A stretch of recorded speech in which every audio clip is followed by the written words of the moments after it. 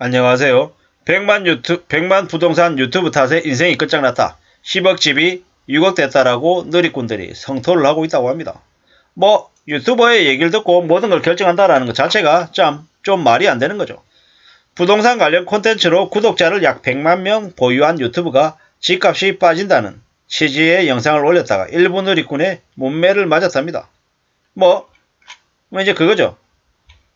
부동산 유튜버 부일남, 부동산 읽어주는 남자, 운영자 정태익 씨를 향한 누리꾼들의 분노 섞인 댓글들이 갈무리 되어 올라왔답니다. 데이터가 말하는 집값이 이렇게 됩니다. 라고 했답니다.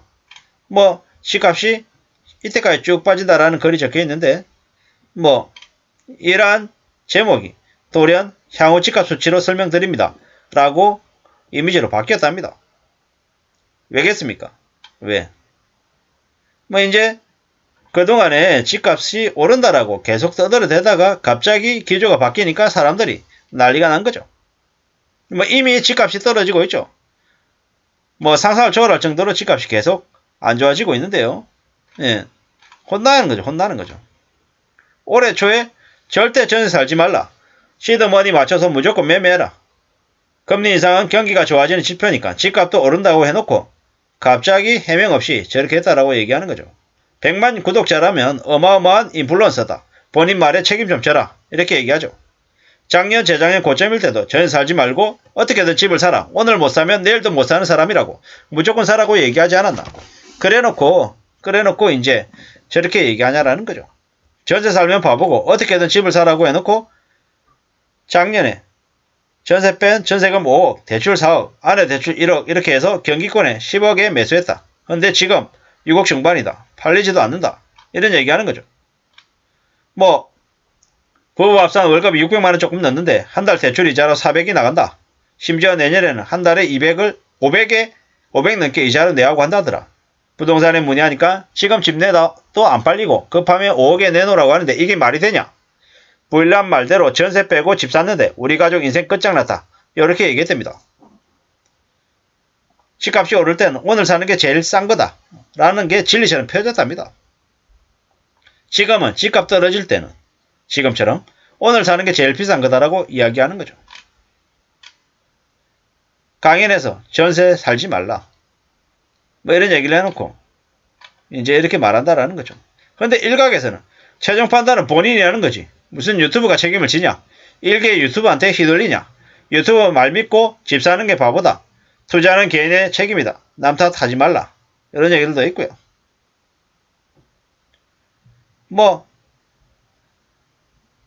집을 너무 투자의 수단으로 움직이는 거 좋은 게 아니죠.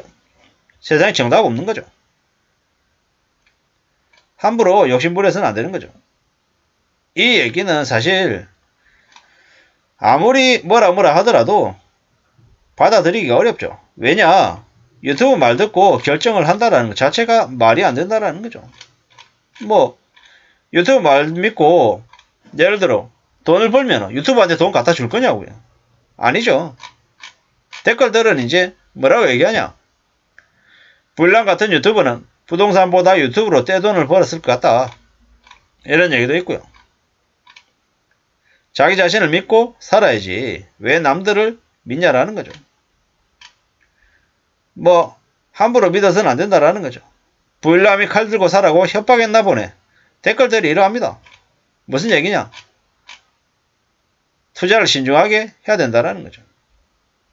이때까지 운이 좋아서 갭 투자 성공한 사람들이 있죠. 그들을 진정한 고수라고 얘기하기 어렵죠.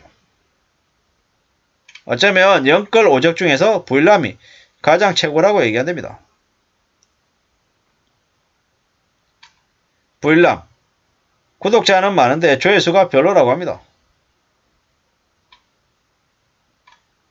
오르면 본인 탓, 내리면 남 탓, 희한한 사람들이 많다고 합니다. 소송 남발 중이라고 하는데요. 참 유튜브 말 듣는 사람이 바보죠. 유튜브는 전문가가 아닙니다. 투자는 본인이 선택하는 거고요. 제가 드리는 말씀도 마찬가지입니다. 제가 말씀드리는 얘기에 상당수가 개소리가 있을 수 있음을 인정합니다. 당연하죠. 제가 무슨 전문가입니까? 저는 그냥 평범한 보통 사람이고요. 그냥 뉴스 보고 그냥 제 생각을 떠들어내는 놈일 뿐입니다. 그런 놈 말을 철석까지 듣고 혹해가지고 뭐가 되는 것처럼 신주 모시듯이 추종하면 어떻게 됩니까? 바보 등신 되는 거죠. 그냥 제가 하는 말도 그냥 한 예시, 한 사례일 뿐이다라고 보면 맞는 겁니다. 유튜브들한테 모든 걸 걸지 않아야 된다는 말씀을 드립니다. 그냥 보통 사람들이 유튜브 방송을 하나만 듣는 게 아니잖아요. 몇 가지를 듣잖아요. 몇 가지 들으면 어떻습니까? 여러 개의 유튜브를 들으면서 이 사람은 저렇게 얘기하고 저 사람은 저렇게 얘기하는구나. 그 중에서 내가 어떻게 판단하면 될까? 이런 것들을 정하면 된다라는 거죠. 그렇게 살라고 살아야 된다라고 감히 말씀드립니다. 우리가 살아가는 삶이 쉽습니까? 안 쉽죠. 어렵습니다. 절대 쉽지 않습니다. 힘들다라는 거 잘 알고 있잖아요. 이 힘든 현실에서 100만원 버는 게 쉽습니까? 10만원 버는 게 쉽습니까? 1000만원은요. 그런데 집을 살 때 최소 몇 억이 들어가잖아요.